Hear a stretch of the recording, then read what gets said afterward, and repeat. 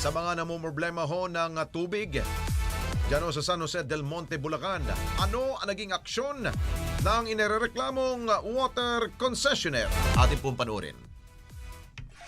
Responde sa radyo. Responde sa radyo. Ay, water. Doble gastos kami. Pagmatikok ako. Yang crime. Napakahirap po, sir. Minsan po, gigising kami ng alas 11. Hanggang umaga na yun, di na ho kami natutulog. Dahil lang dyan ho sa tubig na yan. Hirap na hirap po talaga kami, sir. Tubig! Itong sigaw ng mga residente sa Barangay Muzon sa San Jose del Monte, Bulacan. Itong laman ng kanilang post sa social media dahil ilang linggo na umano silang may problema sa supply ng tubig. Kaya't agad kaming nagtungo sa San Jose del Monte, Bulacan upang imbisigahan ang reklamong ito. Pagdating namin sa lugar, nakausap ng responde si Mean. At kung dati ay may kakaunting tulo ng tubig pa silang nakukuha, ngayon umaasa na lamang sila sa rasyon ng tubig na ibinababa sa kanilang lugar. Napakahirap po, sir. Napakatagal na po. Mula nung nitong bagyong Karding, hindi matino ang supply. Dati-rati okay naman. Sa gabi, meron. Sa umaga, nawawala. Kahit papaano, nakakaipon. Pero ngayon talaga, wala. Dagdag pa ni Mean, mas maayos ang supply ng kanilang tubig noong hindi pa prime water ang kanilang water concessionaire. Mula kami 1998 ditong nailipat sa pabahay na ito. Nagkakaroon naman kahit papaano. Minsan nawawala, saglit lang, bumabalik. Pero mula noong talagang naging private na, naging prime water na, talagang totally doon na nagloko na. Anya sa sobrang hina ng tubig ay hindi na nito makayang makapasok sa loob ng kanilang bahay. Kahit sa lababo or sa CR, hindi na po pumapasok ang tubig. Magkakatubig ka lang kung magpapalagay ka ng gripo sa labas. Talaga. Pagtsatsagaan mo. Katulad ko na may mga anak na nag-aaral, napakahirap maglaba, maligo. Pagtsatsagaan mong ipunin sa isang planggana, tapos sasalukin mo, ililipat mo sa timba para makaipon lang. Dagdag pa niya, napakahalaga ng tubig lalo na sa katulad niyang housewife. Sabi nga nila, maging ako man, di baling mawala na ng ilaw, wag lang ang tubig. Kasi doon tayo kukuha ng inumin, di ba, pangsaing po, panghugas, panglaba, pangligo. Kaya kagaya ngayon, may lulutuin akong ulam, hindi ko maluto-luto, gawa ng walang tubig. Tambak yung hugasan, kagabi pa. Ang hirap po talaga. Kaya nag-aabang po talaga ako na magkaroon ng tubig. Kulang na kulang din umano sila sa tulog dahil sa gabi madalas magkaroon ng tubig. Sa gabi, madalas ang paglalaban ng tao kasi sa gabi ang tubig dumarating. Pero ngayon talaga, totally talaga wala. Halos magdamag kaming magpuyat. Wala po talagang dumadating. Kaya minsan, ang ginagawa ko, maaga pa lang, alas 8, alas 9, matutulog na ako para pagdating ng alauna, alas 2, makagising ako at makaigib. Ganon kahirap. Inabutan din namin ng ilang residente na pumipila sa kalsada dahil may dumating na truck ng tubig. At dito, naglabas ng sama ng loob ang mga residente laban sa prime water. Ang dami nang inatake sa kaantay ng tubig. Hindi malaman kung kailan ka bibigyan ng tubig. Wala man lang pasabi kung mawawalan tayo ng tubig. Sana magbibigay ng bumbero man lang. Wala. Tapos pagdating ng putulan, kahit na walang tubig, puputulan ka ng tubig. Puputulin yung kontador mo. Ganyan ang nangyayari dito. Ang sabi nung gawing prime, yung water district namin dito, gaganda serbisyo. Napakapangit. Ako, biyuda na ho ako. Ayan ang bahay ko. Nagtitinda-tinda lang ako ng mga ulam, almusal. Katulad nga, laging walang tubig. Paano ako makakapagtinda? Sa totoo lang po, magmula nung nag-prime water, nung umpisa lang sila, medyo okay yung tubig, malakas. Pero nung huli na, tumagal na, siguro taon na, laging walang tubig. Si Tatay Fernando na umano ang naghanap ng truck na makukuhanan nila ng tubig. Katulad yan, tumawag kami ng truck. Hindi namin malaman kung saan kami tatawag niyan. Naganap kami, napakamahal naman ang bayad. 2,200 ang isang truck na ganyan. Sobra. Kaya yung imbis na ipambili na ng ulam ng mga senior, napupunta pa sa tubig. Mahal ho kasi yan eh. Yung prime water ninyo, naging crime water na rito sa amin. Ang dami nang inatake. Prime water, 5 piso isang galon. Sana maawa naman kayo. Ang mga bata hindi makapagpasok sa school dahil hindi makaligo, hindi makaluto yung mga magulang. Hindi makalalaban ng uniform. Sana maunawaan nyo kami dito sa babahay, lalo-lalo na sa babahay 2,000. Naranas ng hirap. Sana matugunan nyo ito yung problema namin dito, prime water, crime water. Talagang maraming taong nahihirapan dito, may pera man o wala. Binibili po namin ang tubig, yung mga iniipon na yan. Binibili namin yan at binabayaran. Bukod pa sa mga binabayaran po namin tubig, monthly sa prime water na yan. Sa pag-ikot ng aming team sa lugar, kitang-kitang kaliwat kanang pila ng mga timba at galon ng tubig. Lahat sila ay nag-aabang kung may darating na rasyon ng tubig mula sa prime water o sa lokal na pamahalaan. Maya-maya pa, ay may dumating ng mga water tanker na may dalang tubig. Kanya-kanyang igib na ng tubig ang mga tao. Isa-isang nagbabantay upang walang makasingit sa kanilang pila.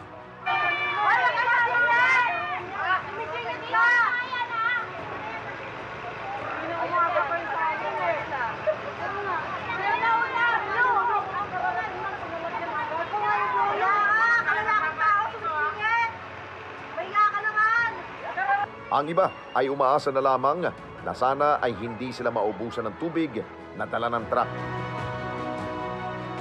Sa isang bahagi naman ng barangay, balde-balde ang dala ng mga taong nakapila. Ang iba ay drum ang bit-bit na isinakay nila sa mga kariton. Tinitiis sila ang init ng araw at ang pagbubuhat ng mabibigat na balde, magkaroon lamang ng gagamitin tubig sa kanilang mga tahanan. Ang isa pa sa mga inirereklamo ng mga tao, ang patuloy na paniningil ng prime water kahit na walang lumalabas sa tubig mula sa mga gripo.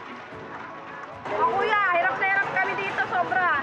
Hindi, ang pangit eh. Hindi ka pa nga nakakaabot ng maniningil na. Pagdating po sa bayarin sa prime water, kahit hindi mo nagamit, kahit zero reading, babayaran mo ng minimum 223. Nagpupuyat po ako, ha?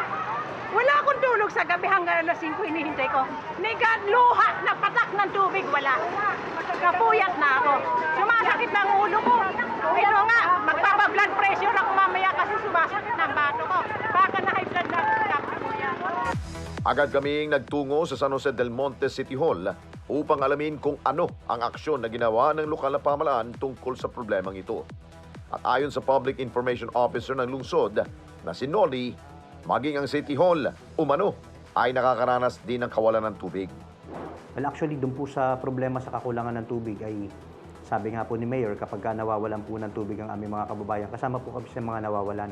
Yung po kasi nabanggit niyo pong lugar ng Pabahay 2000, kabarangay ko po yung mga lugar na yon. So, isa po talaga yan sa matagal na pong hinaing ng aming po mga mamamayan.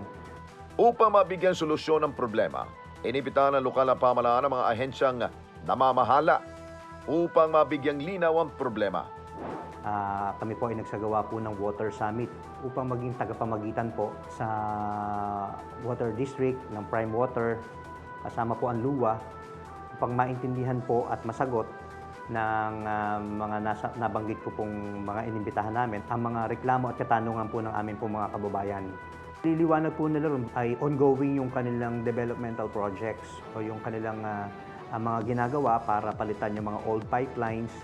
Gayon din daw ay para i-improve ang water supply. Ngunit syempre pa nga po, ang mga mamamayan po ay hindi po makapag-antay kami po dahil po syempre napakahirap na walang maayos na supply ng tubig.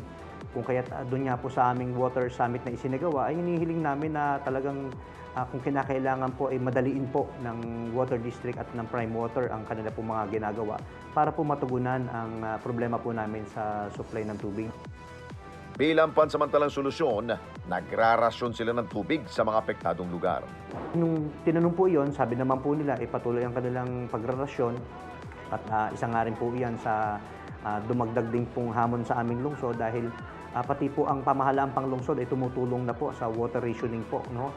Kumbaga gumagastos na rin ang pamahalaan para lamang po makatugon sa kahilingan ng mga mamamayan na madalang po sila ng tubig. Hindi po nagtatapos, isinagawa po namin Water Summit ang pagtugon ng lokal na pamahalaan sa hinaing ng aming po mga mamamayan.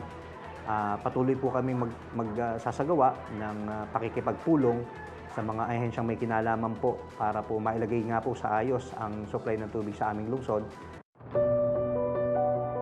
Agad tayo nakipag-ugnayan sa Local Water Utilities Administration o LUA upang alamin kung ano ang magagawa nila sa naturang problema. Ayon kay Engineer Esmeraldo, may aksyon naman umanong ginagawa ang Prime Water upang mabigyan solusyon ang problema nito. Ang sinabi nila sa amin is nagkakaroon sila ng rationing. Maglalagay sila ng mga water tanks, yung huling feedback na nakuha namin sa kanila. Pero yan ay hindi naman maaaring dire-diretso yan. No? Yan ay pansamantala habang hindi pa nagkakaroon ng 100% na operation ang water treatment plants. Paliwanag na opisyal, walang mandato ang LUA sa mga private companies katulad ng Prime Water. Ang LUA ay isang government-owned and controlled corporation na merong specialized lending function para sa pagpapautang o sa pag-i-improve ng mga water supply systems sa mga iba't ibang probinsya through water districts.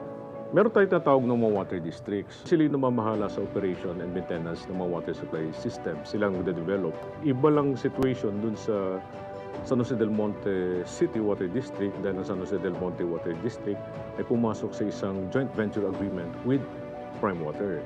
Yung operations and maintenance ng water supply systems, yun ay napunta na sa Prime Water.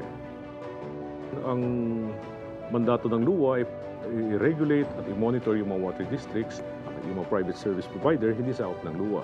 Hindi pwede ang LUA na direktang makipag-usap sa Prime Water dahil ang kausap nila ay yung water district. Ang merong mandato para sa Prime Water, base sa joint venture agreement, is yung water district.